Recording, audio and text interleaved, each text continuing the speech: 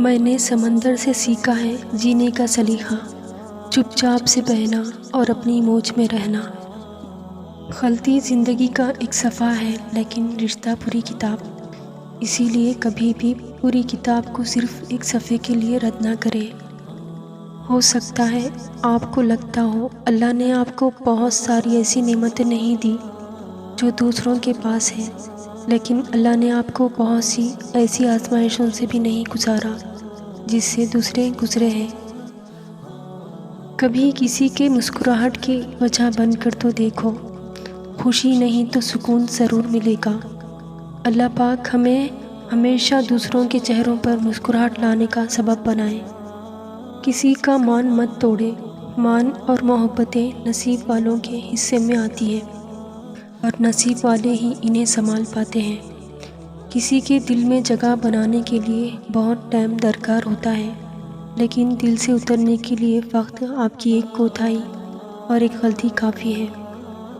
یہی اس دنیا کی ریت ہے، اپنی زبان اور کردار کی حفاظت کرنا۔ جو لوگ سیکھ لیتے ہیں وہ خالق و مخلوق دونوں کے محبوب بن جاتے ہیں۔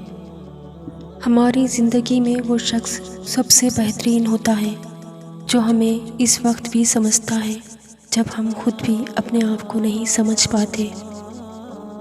اعتبار جب اپنے توڑتے ہیں تو صرف اعتبار نہیں ٹوٹتا، ساتھ ہم خود بھی ٹوٹ جاتے ہیں۔ کچھ لوگ اللہ کے در کے لیے ہی پیدا کیے جاتے ہیں۔ اللہ ان کو چن لیتا ہے، کبھی رلا کر، کبھی آزما کر اور کبھی تکلیف دے کر۔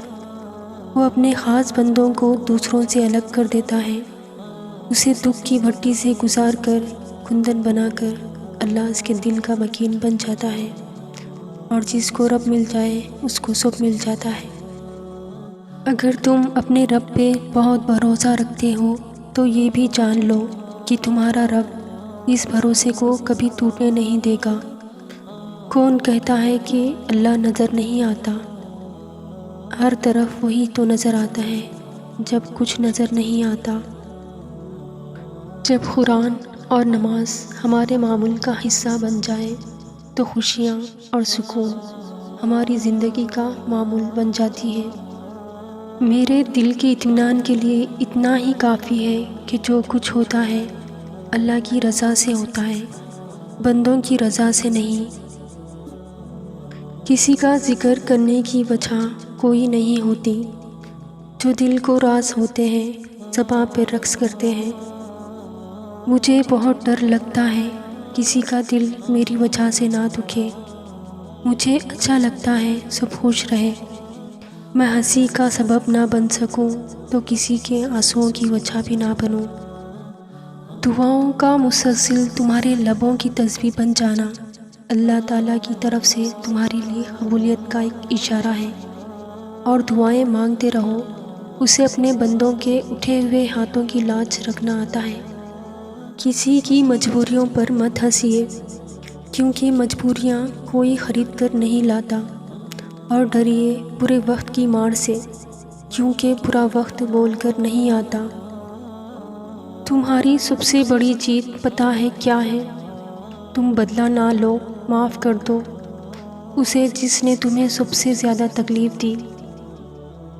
دعائیں سب کچھ کر سکتی ہے جو تم مانگ رہے ہو، وہ تمہارے لیے اور دنیا کے لیے ناممکن ہو سکتا ہے، لیکن جس سے مانگ رہے ہو وہ تو علی کل شیء قدیر ہے۔